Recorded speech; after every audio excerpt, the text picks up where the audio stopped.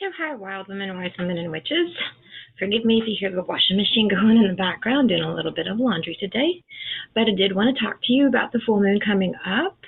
Um, it's not often that it occurs, but just like last month, this full moon is actually in Capricorn, and that does occur sometimes, and which is great because if you want to do a full month ritual, when you have that scenario, whatever energy is represented by the sign, it can be a great multi-day ritual, in this case, monthly ritual from one full moon to the next. So we kind of talked a lot about the energies of Capricorn in the June 2024 full moon video. So you might want to go back and check that out just for some of the same suggestions would apply. So I'm going to try to make it a little bit different. And because we also take a look at the more agrarian names for the full moon, Native American, indigenous peoples names, for instance, the July full moon is called the buck moon because this is the time when the bucks start, they lose their antlers and start growing new ones. And it's also called the thunder moon. And if you live in East Tennessee, you would totally understand why this is the time, almost without fail, around 2 or 3 o'clock, we might get a thunderstorm, showers, along with all the amazing levels of heat, which I am melting, just so you know. So let's just talk a little bit again about what the full moon means. Of course, the full moon is always about manifestation, awareness, revelation, enlightenment, how we reflect into the world because, the moon is in its full brightness, the sun collecting all the energies of the sun. So it's also always because we have this lovely union of sun and moon. There's always a little alchemical element to a full moon. But anyway, so let's dig right into the Capricorn again.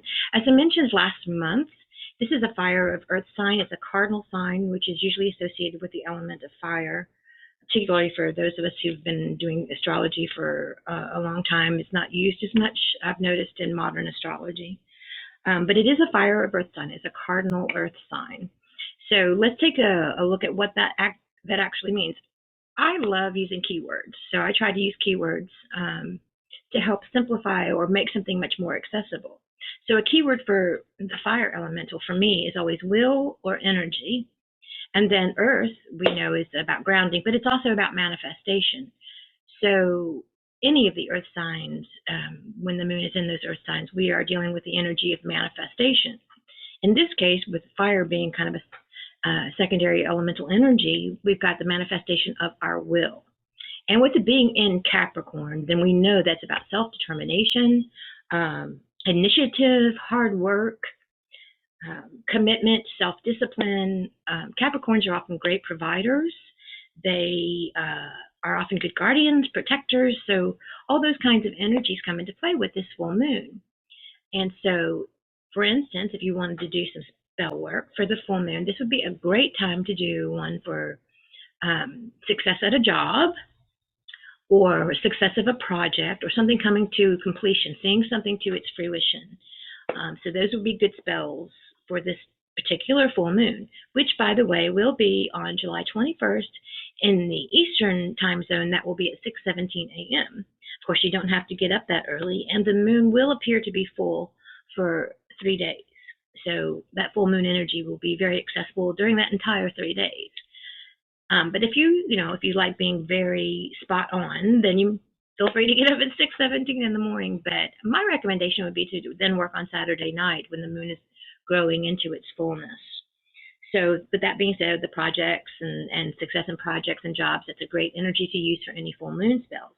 But consider, too, that with the buck moon, we have the energy of transformation, the energy of renewal, also fertility, abundance. All of these things are associated with the buck moon. So that's obviously a very harmonious energy for what we would be trying to accomplish with a full moon ritual, let's say, for the success of a project, because fertility and abundance are also tied into those ideas of success. So it also would be a good time to renew your commitment to a project, to transform energies that need to be transformed so that something can more readily come to fruition. So just keep that in mind. Abundance spells would work very well for this full moon. In course, if you put any full moon water out for the full moon, it will contain those energies. And you can get kind of specialized with your full moon waters. You know, a lot of times I will pay attention to what the actual energy of that moon is, and I will only use that water for rituals of that nature. So, for instance, my water collected for the full moon in Capricorn, depending on what other things are going on in the chart, I may use for my projects. You know, when I need to do a spell for abundance, because we, like I said, we have that buck moon energy. So all of these are things to consider. We'll leave with these two keywords: fire of earth, which we are saying manifestation of your will. So whatever that means to you, whatever things you have going on in your life that need that energy, this Capricorn full moon would be a great time to do a spell in that direction. And if you ever want suggestions, specific suggestions for rituals or meditations, or even, you know, the full-blown ceremonial magic process for any spell, please feel free to contact me. You can usually do it through any of my pages. I've got the Temple of Mott page is on Facebook and on YouTube, and also the WildWomen, WiseWomen, and Witches is also a private group on Facebook, which you can contact me to learn more about. And it also has a YouTube channel now, which is what this is going to be posted on. And I'm trying to do these every month so that you have some ideas for how you might use the full moon. And I don't think I have too much more to add other than I hope you have a really blessed full moon.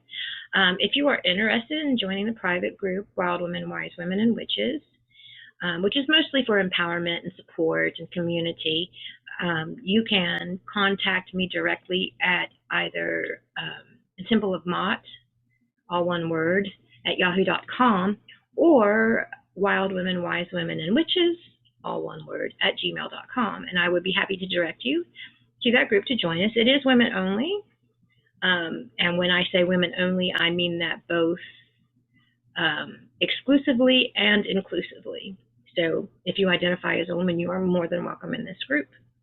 And I'll have to say that's all I've got to say for now. Please look forward to the next one in August. And again, it will be similar. We'll cover some of just the basics energies. We won't dive too deep in. I will leave you with the one reminder that the ruling planet and its placement can be very important. And the ruling planet of Capricorn is Saturn. So you can do two things. You can see what sign Saturn is in during the full moon. And I didn't look that up before I started this process because that will add another element of the energy. But also, if you have any Saturn transit in your chart, that can play a little bit into the efficacy of doing a ritual with the full moon in Capricorn. And again, like I said, any questions, please feel free. Probably the best way to get a hold of me is through the DMs on some of these groups. But like I said, you can either use the Temple of Mott or the WildWomen, WiseWomen, and Witches Gmail account. So may you be blessed. May you have a wonderful full moon. And we'll see you next month.